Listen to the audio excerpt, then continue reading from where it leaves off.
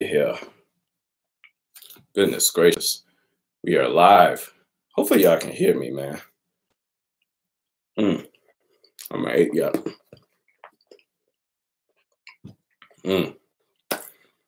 Let's see.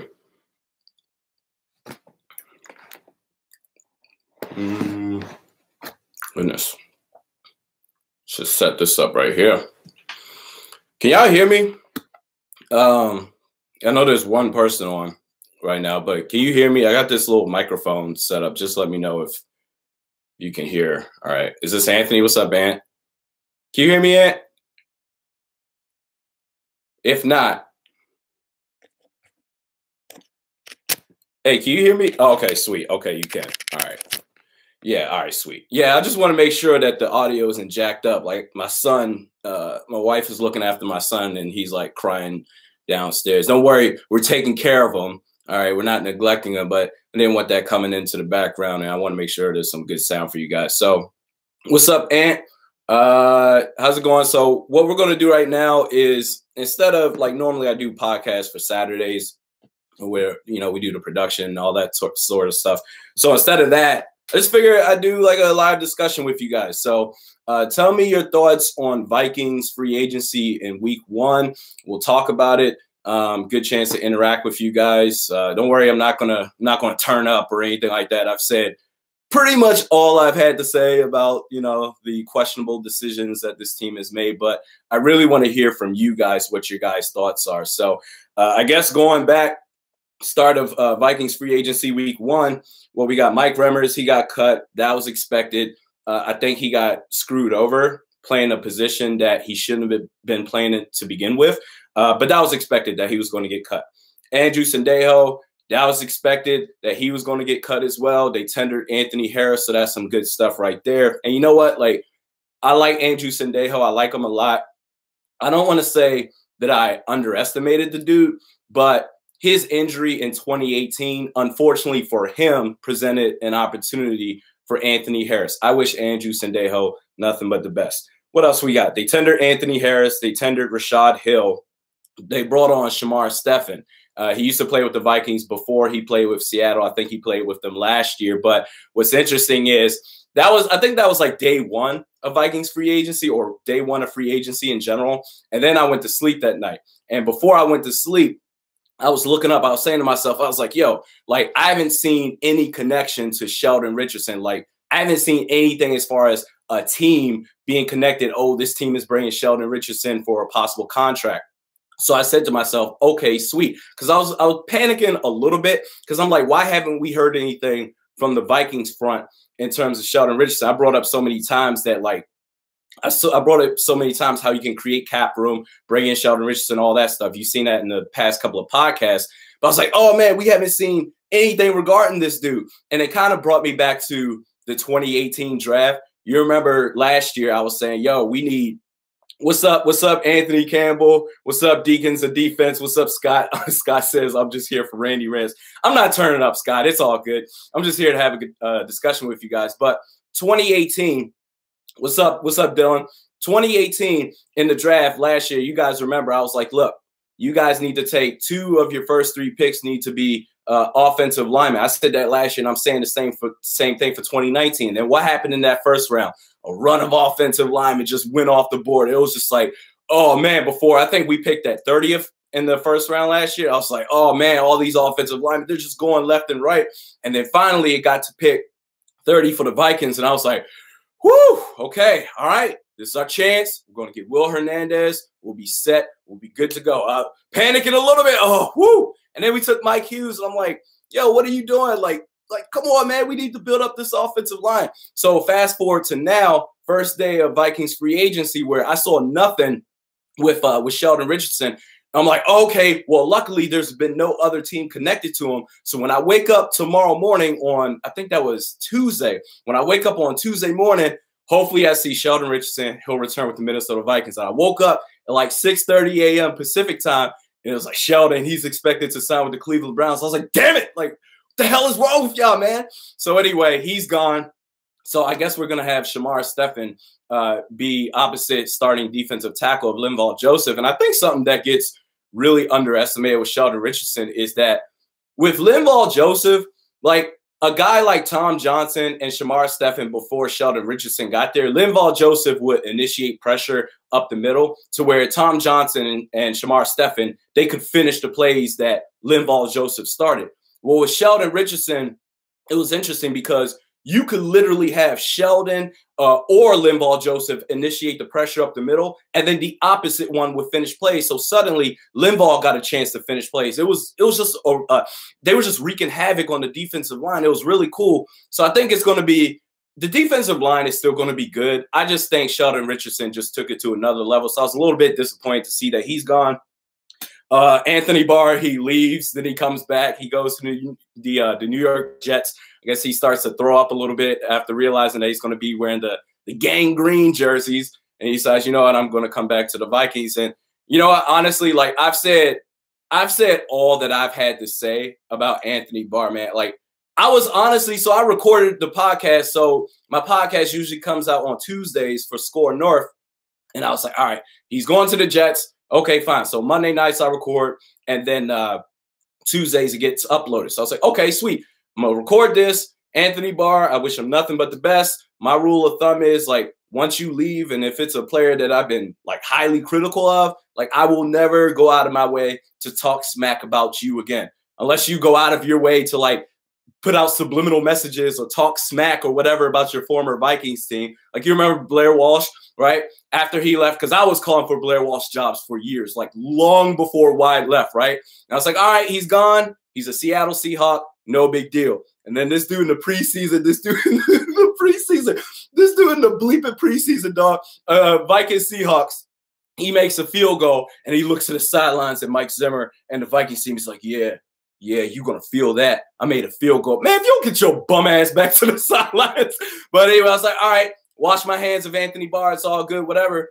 And then, like, it just turned into, like, a DeAndre Jordan situation where he's like, nope, he's doing an about face. He's coming back to the Vikings. And I was like, oh, man, that's nuts, man. So, I mean, I just don't understand the infatuation with him. Like, I really just don't. Like, to me, he's an okay player, but he just gets more praise off of hype and potential than anything else. I think he's like the NFL's version of Andrew Wiggins. Like, I just don't see the hype with this dude. So all in all, we're looking at, Latavius Murray, he's gone too. So suddenly, I like Mike Boone a lot, but suddenly we really need a running back position to fill maybe RB2 or RB3, because I think Mike Boone can be an RB2, but we need someone to at least play RB3, especially Rock Thomas getting caught smoking weed. Like, if you want to smoke weed, come out to the West Coast and smoke in the legal states. Like, did he get caught somewhere, like some county in Minnesota? Can someone fact check that for me?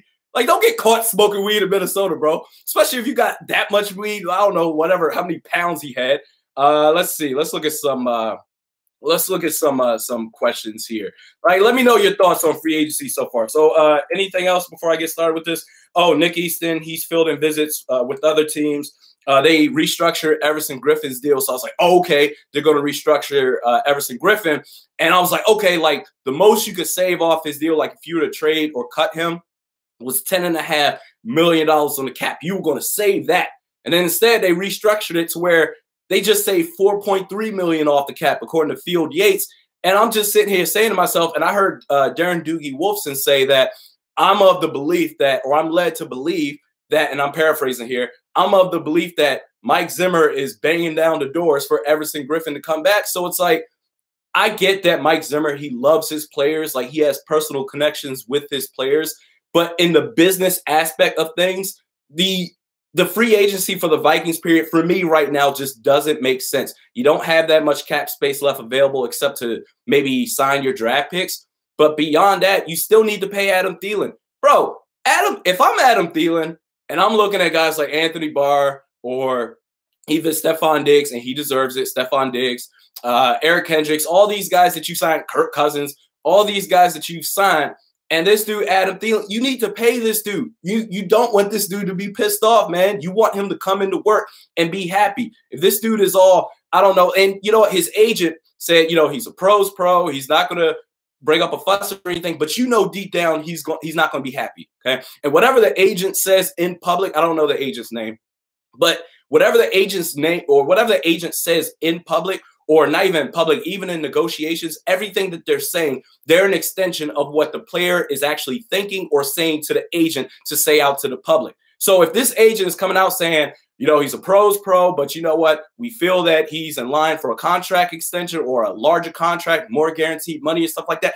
That's how Adam Thielen is feeling right now. So you need to address that. And right now, the only way that you can free up Cat at this point, let's see, are there any other moves?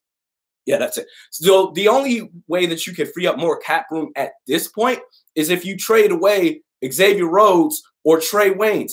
At this point, based on the vibes that I'm getting and the pattern of Mike Zimmer, and he likes his special guys, he's probably going to love Xavier Rhodes a lot more than Trey Waynes, even though Trey Waynes was flat out the better cornerback last year. And with Xavier Rhodes going down that cliff, I personally would have traded Xavier Rhodes. Like, I made that very clear. But it seems to me the only way they're going to be able to clear up cap is if they trade one of the cornerbacks. And to me, it's probably more than likely going to be Trey Waynes. There's still, I'm not going to panic yet, because if you still address the draft right and take 2 of your first 3 picks of offensive linemen, you'll be fine. But with this team and the patterns and their history, and I seriously think they're going to take Ed Oliver at 18 if he's available. Like, I really, really believe that, because Mike Zimmer, don't tell me that Mike Zimmer had nothing to do with Mike Hughes being picked at 30. I know Rick Spielman is the GM, but don't tell me that Mike Zimmer, a super defensive oriented-minded head coach, didn't have anything to do with Mike Hughes being picked at 30, even though offensive line was of dire need. So let's see what you guys are thinking right now. Let's see. Dan Pratt says, I want O-line. I just want to see what Kirk Cousins can do with a good O-line. Same thing, same way that I'm feeling right now. And Kirk Cousins, he doesn't get scot-free off of criticism either. There were a lot of times where he just had brain farts out there, and that's completely inexcusable, especially for the money that you're getting paid. But I've said you're never going to build a team around Kirk Cousins. Kirk Cousins is not that quarterback. He's not an Aaron Rodgers. He's not Patrick Mahomes. He's not Drew Brees. He needs a really good support system. The argument that I made for Kirk Cousins over Case Keenum is that he has a larger body of work compared to Case Keenum. And look at Case Keenum right now. He's on his 3rd team in 3 years, okay? So all the Case Brigade folks, I see you're quiet out there. I haven't heard from you guys in a while. That was coming after me. But Kirk Cousins, he has a larger body of work, and he's shown that he can do well with talent around him. And with that offensive line, he couldn't do anything. Now, he still made a lot of gaffes. He still missed a lot of open receivers at critical times. But that was completely inexcusable. But I think it will only be fair to judge him once he gets a true offensive line. So I completely agree with Dan. Let's see. Anthony Grudy says Stefan will rotate a lot with Jaleel and Tom if we bring them back. That's true, because Tom Johnson, who's to say that he's even going to come back as well? I do like the idea, like the Philadelphia Eagles. I think they started that when they won the championship last year in 2018, where they had rotation of defensive linemen and fresh legs. So if you're going to have Shamar Stephen and Tom Johnson rotate in and out, I think that's going to be really good. But again, Sheldon Richardson just took that defensive line to another level, to where Linval could finish plays, opposed to him just initiating plays for Shamar and Tom to finish off, to where suddenly it made up for the lackluster play of the linebacker play. And if you're going to have spotty coverage in the secondary, it can make up for that as well. So I think we're going to see a little bit of a dip in the defensive line. I think it's still going to be really, really good, but I think that difference is going to be seen a little bit. Let's see. What do we got here? Goodness. Anthony Campbell says, I love Griffin, but I agree. So I'm guessing with the idea that you could let him go. And you're right. Like, we have a replacement in Stephen Weatherly. He's making, I believe last time I checked, $720,000 against the cap, to where Everson Griffin now he's getting like $8 million. Like, I get that he's a captain and you love him and all that stuff, but fiscally, it just doesn't make sense. I just don't get it. I brought up a plan as far as let's say if you were to spend the money that you're going to spend on Anthony Barr and whatever, I came up with a plan where, okay, if you're going to spend money on a linebacker, and I get that he's only making like $5.6 million against the cap this year, but guess what? The following years, he's making like $12.5 million against the cap, 15. I think at the end of his contract, it's like $18 million against the cap. And next year, Kirk Cousins is going to be in his 3rd year, his final year of his contract. So you're talking about Kirk Cousins combined with Anthony Barr, combined with Stephon Diggs, all these guys that's making a bleak ton of money. I just don't think it made a lot of sense. But with Stephen Weatherly, you could have had him play and start opposed to Everson Griffin. I just don't get the blind loyalty with that. And I think it's really, if this thing falls apart, I think that's going to be one of the first things that we look at. I criticize Mike Zimmer a lot as far as his in-game coaching, as far as not being able to adjust to adjustments that the opposing team makes on offense, because we know he has nothing to do with the offensive side of the ball for the Vikings. But on defense, there's been too many times in big games they just flat out aren't prepared. Or when it comes to adjusting to adjustments of the opposing offenses, he's just not really good at it. And then not to mention the inopportune challenges that he makes out there, the stupid gaffes and timeouts that he calls at the most inopportune times. A lot of the stuff in-game coaching really doesn't make sense. But I think this is going to be one of the things that if this thing does fall apart, we're going to look back on, because, again, blind loyalty to your players is really good. It sends a good message across the league that you're going to take care of your players. But that doesn't mean you have to be loyal to every single player. That's to your most productive players. And I think, honestly, this team, this defense could have done just fine without an Everson Griffin. If you bring back Everson Griffin, okay, fine. But saving $4.3 million against the cap opposed to 10.5, you're leaving $6.2 million on the cap on the table. Like that's money you could free up right now. But instead, I want him back. Like Darren Doogie Wolfson said, I want Everson Griffin back. I want him back. All right, we'll see. Hope that cap was worth it. Let's see. Dylan Knowles says, cut Rudolph, trade Waynes for a second-round pick, and 18, the Iowa tight end, double up O-line in the second round. Serious thoughts. Whew. Well, I would say this, Dylan. If you had gone out and got a Roger Saffold, the offensive lineman, he left the Rams, and I think he's with the Tennessee Titans now at this point. I think if you had gotten someone like a Roger Saffold, like a free agent offensive lineman, like a pretty good one, then you could maybe go with a tight end in the first round. And then, okay, let's get another offensive lineman in the second round. Like, I could see if you did that. But the fact that, right now, as I'm looking at it right now, the Vikings have, one guard on the roster, and that's Danny Isidora. And then unless you take the idea of Riley Reef moving the guard, right now they only have one guard on the roster. So I think it's nice. Like Kyle Rudolph, he's not going to knock your socks off. I think we could use a more dynamic tight end. Honestly, this may not be a popular take, but damn it, I like Visanthe Shenko over Kyle Rudolph. You remember Visanthe Shenko, dude, when he had Brett Favre throwing him the ball? This dude was explosive. He was nasty. He was just mean, man. I don't know, man. That dude was nice. That was the tight end that we need. And Kyle Rudolph, he's not that guy. I think we could use an upgrade over Kyle Rudolph, especially the $7.5 million against the cap that and you know what's crazy? I think he came out publicly to Andrew Kramer talking about, why would I pass up a contract restructure where I'm going to get more guaranteed money and this and that? So it's to me, from what it sounds like, and I know there's still a lot of time left, to me, what it sounds like, the Vikings haven't even approached them. They just haven't even approached Kyle Rudolph to say, okay, maybe we can shave off $2 or $2.5 million against the cap.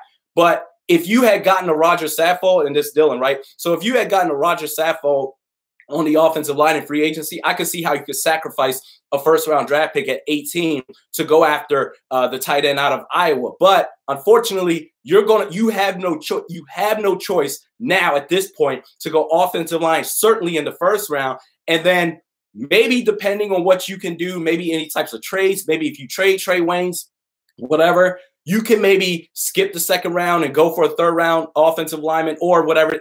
I don't know. I just don't think you can avoid offensive line in the first round. Let's see.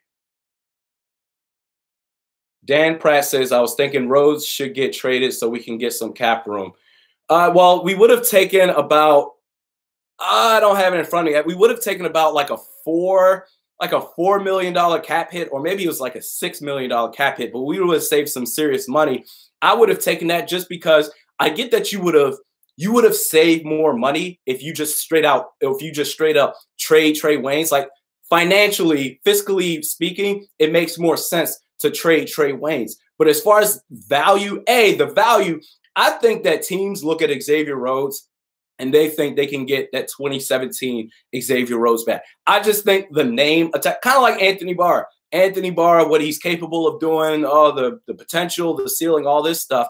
I think the same thing applies to Xavier Rhodes, where it's like the name Xavier Rhodes, oh, Rhodes closed and all that stuff. I think people would be willing to spend a lot more to potentially get a shutdown corner with them opposed to Trey Waynes. So I think because of that, I think teams think more highly of Rhodes than Waynes. So I think because of that, I would take that cap hit of 4.6 of dead money, like 4 point whatever it was, or $6 million, whatever that was, to get in higher return instead of trading away Trey Waynes. That's just me. Dan Pratt says we also no, Scott. Dan Pratt and Scott basically said the same thing in lockstep. Scott says Dudwell needs to go.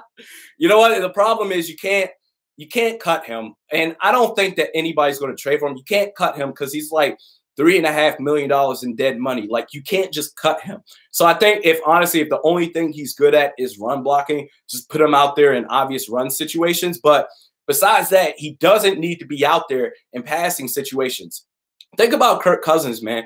Kirk Cousins is a quarterback, and I said this like early on, like back when I think this was the Green Bay game too, where he almost cost the Vikings that game, where he had that drop, and I think it turned into an interception. And I just got so livid at that.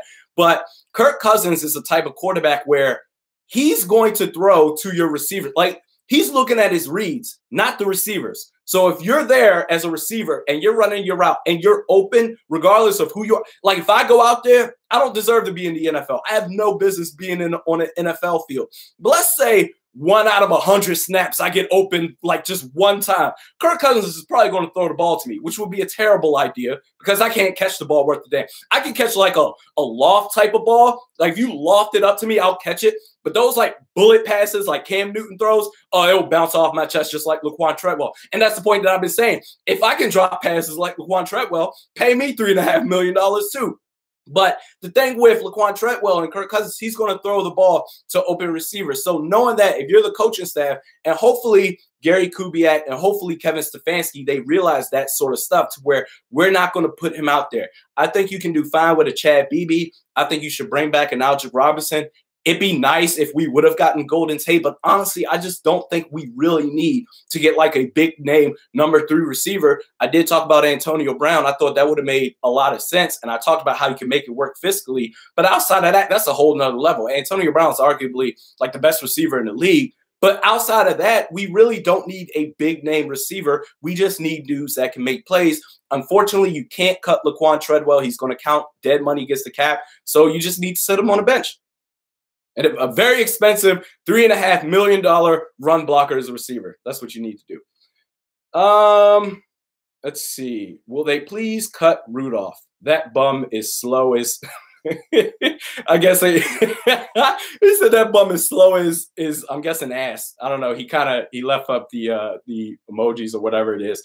I don't think you can cut him now. Like, I don't know. Like, don't take this as fact. I think because the league year has started, I'm pretty sure his salary is like 100% guaranteed at this point. I'm not sure, but I really think it is. Maybe you could trade him, but I think that time has passed to where you can cut him. Now, if you can cut him, that would be an option for the Vikings. That is still an option. I've heard, oh, maybe you can make Laquan Treadwell a tight end. I wouldn't trust them on that. I don't know. Has Jared Cook signed anywhere? I don't know. Let's see. Let's see who we got here. Who do we got? Anthony. Like Randy was explaining, you can maintain player loyalty, but you have to manage cap space while doing so. And that brings me back to Rick Spielman. Like, the balance of, to me, honest to God, Mike Zimmer to me right now seems like a pseudo Brad Childress. I think just based on the moves that Rick Spielman has made, I seriously think, like, yes, Rick Spielman has the title of general manager, but I think, honestly, Mike Zimmer is running the whole ship where he's like, I want this and I want this, so you're going to do this. Because it just doesn't make sense with the type of things that they're doing, such as bringing back Everson Griffin. You left $6.2 million or close to $6.5 million in cap room on the table if you had just let go of or traded away Everson Griffin, or bringing back Anthony Barr to where, look, regardless of whatever you may feel about Anthony Barr, the facts are the facts. Like, statistically, like just pure numbers, like what you like to see from a linebacker, Like, you just don't get that from Anthony Barr. I get that he's a captain. He wears the green dot, and he's Mike Zimmer's first draft pick and everything like that. But there's just no reason for the type of moves that they've been making, and then letting Sheldon Richardson walk away. It just doesn't make a lot of sense. I really think that if Rick Spielman could just put his big boy pants on and say, listen, go to your farm or go to your ranch in Kentucky and let me just run the ship as far as roster management. Like, I'll call you and tell you this is what I'm thinking about doing. You can let me know your thoughts, but ultimately I'm going to make the decision. I could see how that would work, but it just seems like Mike Zimmer is saying, you are going to do this, Rick Spielman. And Rick Spielman was like, okay, I'll do whatever you want. Kimbo Slice Live says all rookie offensive line. Yeah, that's what you're going to be looking at. And that's not to say that that's going to be a bad thing. And look, if Rick Spielman had incrementally addressed the offensive line over the last couple of years, we wouldn't be having this conversation right now. I get that the idea of getting 2 of your first 3 picks on the offensive line seems like a bad idea. Well, they're young guys, and what are they going to know? But this is the situation that he has put us in. Look at the Colts last year, right? I talked about this a couple of times. 2 out of the first 3 picks were offensive line. They made the playoffs for the first time in 4 years. And if we're talking about winning games, because for everybody that comes after me, and look, everybody that came after me for talking about Mike Zimmer, everybody that's come after me this week for bringing up Anthony Barr, how dumb it was, in my opinion, to bring him back, are the same people that came after me after last year's draft. After last year's free agency period, I gave the Vikings an A. In fact, I wrote an article on the Viking Age, and I was talking about, this dude Rick Spielman, he might deserve an extension after this. We'll see how the draft goes, but he might deserve an extension because of the offseason or the free agency period that he had. Re-signing Stephon Diggs, re-signing Eric Kendricks, re-signing was that Danielle Hunter they signed last year too in the offseason? I was like, that's some good stuff. Those are 3 of your major pieces right there. If you got them in the long haul and now you can still address the draft, Rick Spielman is doing some good stuff. And then in the draft, you went and got Mike Hughes because offensive line was still a major issue. And I was like, the draft, Rick Spielman deserves a D. And I got crushed for it. Every which way, YouTube, all social media platforms. Randy, you're an idiot. You don't reach for the offensive line. And I was like, this is going to be a problem. Fast forward to now, they went 8-7-1. So tell me, everybody that came after me before, was it worth it? Was it worth it? Mike Hughes at 30. Look, the defense was still fine. 8-7-1. But guess what? Mike Hughes, he's still a pretty damn good player, right? Was it worth it? Come on, man. It didn't improve your chances of winning. And that's the thing that kills me, bro. Like, you were like on the footsteps of getting to the Super Bowl at your house. You were knocking on the door, going to the NFC Championship game. Yeah, you got smacked, but you were right there. And the difference with that was, okay, offensive line. I get that the defense completely fell apart, and there's been a lot of occasions where Mike Zimmer's defense just hasn't looked prepared at all. I get that. That's something you could potentially work on as a coach. Maybe consult other defensive staff members. How can we get better on defense so that they can be adequately be prepared for big games? But offensive line was the number one thing. And they say, screw that. We'll just add more to the defense. I'm not some wizard. I'm not some psychic. Like, I was like, this is going to be some major problems. And guess what? It was. The offensive line was crap. So for everybody that came after me, come on now. I think, honestly, if you don't address the offensive line, you're going to have some serious problems again. And for everybody that came at Mike Zimmer is so great, you don't know what you're talking about. If the Vikings fail to perform or live up to expectations in 2019, he is going to be fired. Okay? Do you guys understand? Fired! He's going to be fired! Come on, man. It's not just me. He needs to perform, man. Regardless of whether you think he's great or not, he needs to perform or he's going to get fired. So will Rick Spielman. What do we got? Let's see. Ink Texas says, we don't have a big body corner, so trading Rhodes will probably bite us in the ass. But if they do, I'm okay with that. I understand the logic with that. I definitely do. But think about it like this. Xavier Rhodes was some ass last year. I'm not saying him as a person, but his play was ass last year. And guess what? The secondary still was pretty good. And I think Anthony Harrison and Harrison Smith back there to help out, to maybe lay on some big hits or whatever it is, help out in pass coverage, I think that makes a difference. Trey Waynes, he's not He's not the big body cornerback like Xavier Rhodes, but he's still got the height, and he's still a pretty damn good physical player and a good tackler. I think, honestly, the secondary would be fine, but I do understand the logic of what you're saying. It's just, unfortunately, if we saw any glimpses of Xavier Rhodes still being maybe not the super shutdown corner that he was in 2017, if we were to see that in 2018, just like, okay, like you still see some flashes here and there, like we'd be having a different conversation right now. But unfortunately for me, all that I saw with Xavier Rhodes was either he was giving up passes, giving up receptions, or he was giving up receptions and falling onto the ground and, oh, my leg hurts. And that's the thing with Xavier Rhodes that I don't think we talk about very often. Xavier Rhodes, I'm not saying he's faking it. I'm not saying anything like that. But I just find it very coincidental that when he gives up big plays or almost gives up big plays, he's on the ground like, oh, my leg hurts. And then a couple of plays later, he's back on the field. It's just, I don't know, man. I just don't know. Oh, this is a nice one. Vincent says, do you think Dalvin Cook will have a breakout season this year? Yes. Yes, if they address the offensive line. But yeah, man.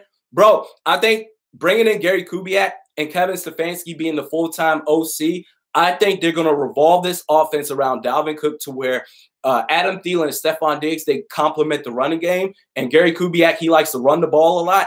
Dalvin Cook, man, if you and that was the thing with what the hell was that dude's name? God, he's coaching in Jacksonville right now. What was his name? Was the OC that we had? Was that? I don't know. John DeFilippo. Yeah. The thing with him was he wasn't running the ball enough. He wasn't using Dalvin Cook enough. And I'm like, yo, you got this super talented running back. I compare him to Le'Veon Bell. I don't care what nobody says. All around running back. He's like, he just runs straight up. It's like he does a cut and then he goes. It's like the opposite of Adrian Peterson. Adrian Peterson, and he's still a pretty damn productive running back. He is just not a good fit with this team. But the problem with Adrian Peterson was, especially later on in his, as it was getting up there in age, was that he would do a lot of cuts and then dance around in the backfield, kind of like he was doing behind the back passes and stuff like that in basketball. But it's like instead of just dancing around, do one cut and then go. Dalvin Cook, he's patient. He'll make one cut, and then he's going straight after it. He's not dancing around. I think if you revolve this offense around Dalvin Cook, there's no reason that Dalvin Cook shouldn't have a breakout season next year. That's an excellent question, Vince. Let's see.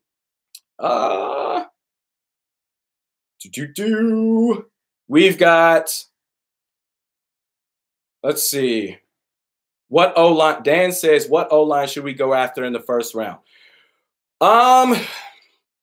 That's interesting because you could go either tackle or guard in that situation. Now, unless you move, let's say if you were to move Brian O'Neill, I think I talked about this last week or the week before last.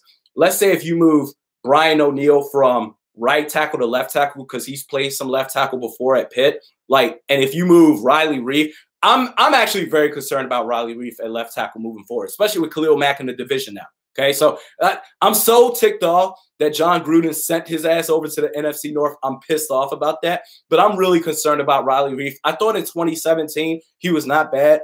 I thought in 2018 he was okay, but then towards the end of the season, it was just a disaster. I'm really, really concerned about that. So with that said, who was this that asked this? This was, Dan. You could either go Dalton Risner or me personally, I would probably go Cody Ford. I would go Cody Ford. You have one guard on the roster right now, bro. Danny Isidora. And Danny Isidora, I don't want him on the starting lineup of the offensive line. I don't want him on the starting lineup whatsoever. I would probably go Cody Ford. That's just me. Let's see. Who else we got? Dennis says right now the Vikings only have enough cap space to sign their draft picks. What's Rick's plan? Old broken down offensive lineman. I'm telling you, bro. I think you would think with his job on the line, he'll be great. I'm going to wait and hold off on going off on Rick Spielman until after the draft because you would think that he would say, okay, screw this. I'm going to follow the Colts plan like they did in the draft in 2018. I'll do that now, especially because I'm on the hot seat. But I think just too many times we've been asking about the offensive line for 5 years now? 5 years. So it's like all of a sudden, why is it that now? And if he's been getting pushed around by Mike Zimmer to say, you're going to pick these players, you're going to get these players. If that's the case, I have no reason to believe that he's not going to be pushed around and bullied by Mike Zimmer furthermore in the draft. That's why You would think they'll go after offensive line, but I really think they're going to go after a defensive player again in the first round. We'll see what they do. Pat Shurmur made that offensive line look good in 2018. Yes, he did. Yes, he did. He definitely made the offensive line look good too. But you know what? We should give some credit to Case Keenum as well too. His ability to roll out the pocket and make plays, going outside the pocket was really, it wasn't underestimated, but I think in some Vikings fans' minds, it may be undervalued. But overall, the overall offense, that was Pat Shurmur, because we saw what Case Keenum did after he left the Vikings. And that brings me back to my point. Mike Zimmer as a defensive coordinator is really good, except for when it comes to adjusting to offenses. Like, bro, we're playing the Chiefs this year, right? I'm terrified of that game. I am so terrified. I think that game has the LA Rams of 2018 written all over it again. Remember the Rams game where we weren't competitive on defense at all? I'm very scared of that game. But on defense, Mike Zimmer is a pretty good coach. But overall, when this team has had success, it's because of the offense. Whereas the team could go 8-8 or 8-7-1, but the defense will still be good. But if the offense is crap, then the team won't succeed. So I do believe if you get offensive linemen, quality O linemen in the draft, that this team could be successful in 2019 under the direction of Gary Kubiak and Kevin Stefanski. Even though if we are successful and we make a playoff run, I can see it now, dude. Everybody's going to come at me. You're an idiot. I told you Mike Zimmer's awesome. It's like, nah, bro, like, look at the offense. Like, we're putting up 30-something points a game. It's because of Gary Kubiak and Stefanski, whatever. But either way, like, we need offense. With this talent that we have, Dalvin Cook, Adam Thielen, Stephon Diggs, there's no reason that we shouldn't be on par with the Rams and the Chiefs. There's no or the Saints. There's no reason that we shouldn't be scoring more points per game. Instead, we're running a please don't make mistakes offense, and that is completely unacceptable. You don't sign a quarterback for $84 million to run a game-managing type of offense. If that's the case, you should have brought back Teddy Bridgewater. I think Teddy Bridgewater is a lot better than what people gave him credit for, but you should have brought back Teddy Bridgewater. Or, I don't know, what other quarterbacks are out there? Bring in some bum-ass quarterback out there to say, okay, we're going to run the ball and we're going to throw the ball like 20 times a game. You don't sign a quarterback for that much money and then just say, oh, we're just going to be a completely conservative offense and we're going to let our defense control everything. That it's ass backwards. But whenever I bring this stuff up, you're just a hater. All right. You went 8-7-1. I said that this team would have problems. Yeah. Let's see. Let's see. Would you rather? Ooh. Cade Patterson says, would you rather have Pat or Zimmer as head coach? Pat. Like, if it were up to me, Mike Zimmer would have been fired at this point. But I'm not going to go down this train and say they need to fire him. They're not going to fire him. In fact, they gave him that 1-year extension to not. So basically, after every game, like especially if you don't address the offensive line, you're going to have problems again. Shocker there. But let's say if they didn't extend them that 1 year with like the team option for 2020, then after every loss, they'd be coming to him and be like, all right, what do you think about your job security? Like the Vikings, the Wolves, they didn't want to do that. So I absolutely get that. But honestly, overall, I think that you could bring in a defensive mind or a defensive coordinator and be fine. I think you could let George Edwards take over as full-time DC and be fine. I think with the talent that we have and with the roster the personnel that we have on defense, it's not like they're going to suck when Mike Zimmer leaves. It's not like they're going to be terrible. So if you have a George Edwards running the show on defense and you have Pat Shurmur running the entire thing on offense, I think that would give our team the best chance of winning. And that's what it's all about, right? Winning. I would go with Pat. That's me. But I'm not going to go down this, oh, we need to fire Mike Zimmer. They're not going to do it. So there's no point in me even saying that. But me personally, I think Mike Zimmer is overrated as a head coach. Let's see. I think we'll do one more. We'll do one more question. Oh, wait a minute. Hold up. Alfred says, draft a QB2. Like what if Kyler Murray is there? Nah, I will say this. If you're hellbent, if you have on your game plan, we need to bring in a quarterback, bro, go after Josh Rosen. Because I think it's dumb to bring in a quarterback. I'm not trying to insult you, Alfred, or anything like that. Not to do that at all. Because I have seen this mentioned too where, oh, they may go after a quarterback. I don't think it's in the Vikings' best interest to do that. Kirk Cousins, he goes out there and you can tell this dude, he rehearses his lines, and like any little thing that kind of goes off of what he's already game planned for in front of the mirror that he's rehearsed like however many times, he's going to break apart. Like it's going to break his spirits or whatever it is. So I wouldn't do that. I think Kyle Sloter is an interesting piece. If he can come back, be the QB2, I think you'll be fine. But let's say you are saying we're going to go after a quarterback. For me, not Kyler Murray, still go after, offensive linemen. But if the Arizona Cardinals are seriously dumb enough to trade away Josh Rosen for Kyler Murray, I would go after Josh Rosen. I think he's going to be a star, man. I really, really do. And don't tell me, oh, he's going to be an expensive backup, because you have Everson Griffin, who's an expensive, I don't know, rotational player at this point. He's probably going to start. Okay, fine. But he's an expensive rotational player. You don't really need him. You left $6.5 million on the table in cap space. So don't tell me the Vikings are all of a sudden we want to fiscally be responsible now. No, you want to bring a quarterback, all these moves that you've done, which has been completely unnecessary, go after Josh Rosen. And then I don't care about Kirk Cousins after that. I do think Kirk Cousins can be fine with a good offensive line.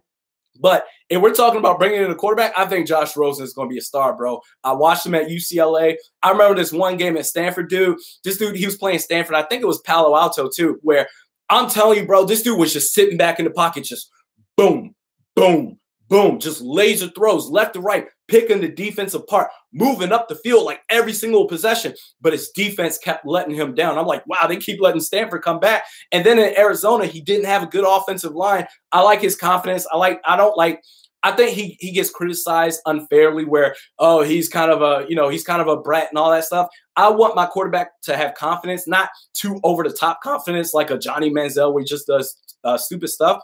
But Josh Rosen, he's not out there doing stupid stuff. He's just very confident in himself. I would say bringing Josh Rosen to hell, whatever Kirk Cousins think after that. All right, we can do one more.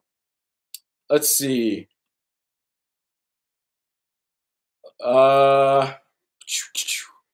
Adam says, I live in Maryland, so I support the Skins. Hey, what's up, Adam? I'm from actually DMV area too. Grew up in PG County. So born in DC, raised in PG County. What's up, Adam?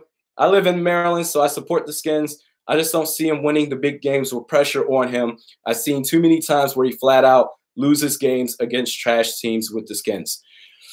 I can't argue against that, man. I will. Now, here's the thing that I'm going to say, what I've noticed from the Skins.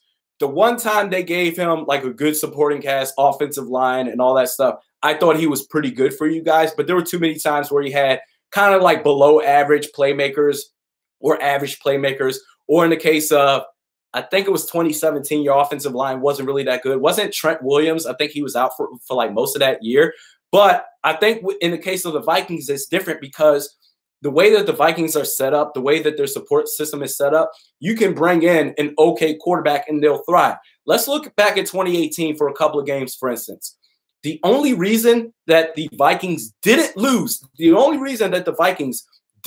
the Packers and that they tied with the Packers was because of Kirk Cousins. Our defense was giving up too many plays. Anthony Barr. And by the way, going back to Anthony Barr, do people really not remember the Packers game where he got shut down by a running back on a blitz package? We got shut down. And I'm talking about just held in check, just held up, just got hit up in the shoulders and got stuck like he went up against the offensive lineman and then made a lazy-ass tackle on what's his name? Devontae Adams didn't even tackle him. It was just a lazy tackle attempt and then gave up the touchdown where Xavier Rhodes, Xavier Rhodes gave up the reception. Or the LA Rams game. People talk about, oh, you can't cover Cooper Kupp and Robert Woods. You can't expect the linebacker to do that. Well, he gave up a touchdown reception to Todd Gurley. So do we not expect him to cover running backs either? Or the what was the other game?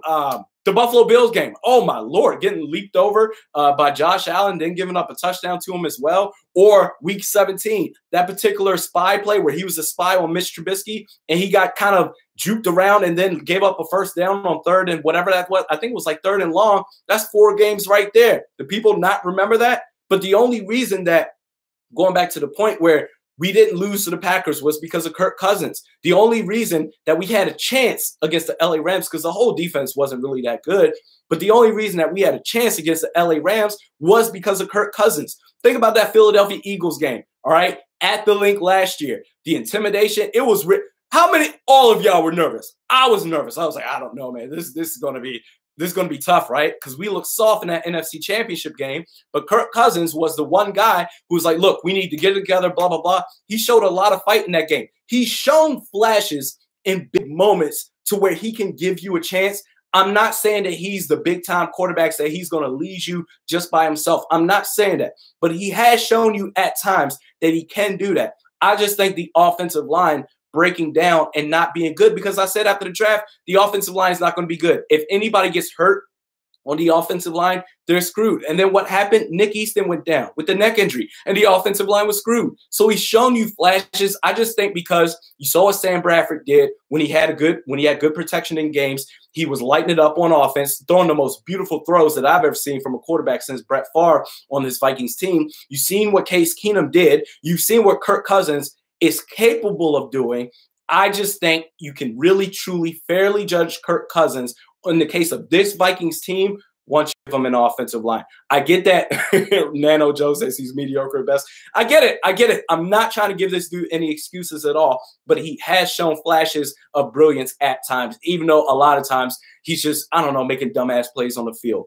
So he's got to do that. This was a lot of fun, guys. This was my first time doing a YouTube live stream. It was really good having a discussion with you guys. I'll probably have to do this more often, maybe like once a month or something like that. So hope you guys have a great weekend. And you can check out this podcast will be on Saturdays. So obviously no podcast today. This was basically it, talking with you guys. This was a lot of fun, man. Saturdays, you can find podcasts on this channel. On Tuesdays, you can find my podcast on Score North. So they were formerly 1500 ESPN, but you can find them on Score North. That's SKOR on Tuesday. So anyway, a lot of fun. Hope you guys have a great weekend. We'll see you on Tuesday.